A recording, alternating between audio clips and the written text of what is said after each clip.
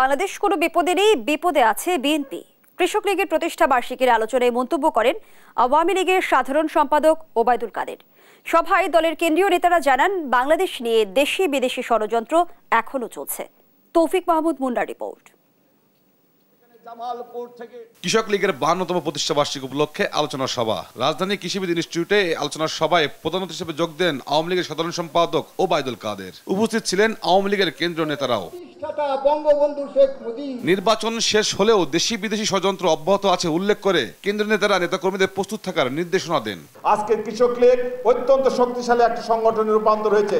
সেই সংগঠনকে আরো শক্তিশালী শক্তি অর্জন করে আমাদের প্রত্যেকটি ওয়ার্ড, ইউনিয়ন, থানা পর্যায়ে আমাদের শক্তিশালী সংগঠন গড়ে তুলে যে কোনো ষড়যন্ত্র এবং চক্রান্ত যাতে আমরা মোকাবেলা করতে পারি, আর সেই ষড়যন্ত্রকারী চক্রকারীদের দাঁত ভাঙা আমরা জবাব দিতে পারি, তার জন্য আমাদের প্রস্তুত থাকতে হবে। সেই বিএনপি জামাতিদের, দুঃশাসকদের, দুঃসময়ের দুর্নীতিবাজদের, দুঃসময়ে মানুষের দুঃখ বেদনাকে পুঁজি করে যারা রাজনৈতিক ফায়দা লুটতে চায়, যারা দেশের মানুষের জন্য আশীর্বাদ নয় অভিশাপ হিসাবে বারবার আবির্ভূত হয়।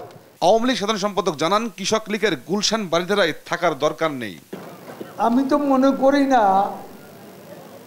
বাংলাদেশ কৃষক লীগের ধানমন্ডি শাখা,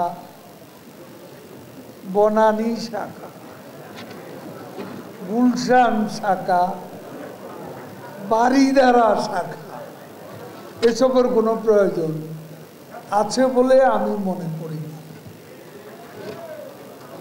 এক সময় এমনও ছিল, শুনতাম কুয়েতে কৃষক লীগ, কাতারে কৃষক লীগ। বিএনপি বিপদে আছে উল্লেখ করে ওবায়দুল কাদের বলেন, বিএনপির কর্মীরাও দলটির ভবিষ্যৎ নিয়ে এখন চিন্তিত।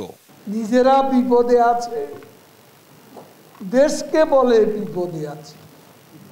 বাংলাদেশ বিপদে নেই। শেখ হাসিনা যতক্ষণ আছে ইনশাআল্লাহ বাংলাদেশ তার যথাযথ উচ্চতায় অধিষ্ঠিত। দেশের অর্থনীতি বাঁচাতে কৃষককে বাঁচাতে হবে বলে জানান ওবায়দুল কাদের। ঢাকা জেলা উত্তর কৃষক লীগ। তৌফিক মাহমুদ মুন্না, দেশ টিভি, ঢাকা।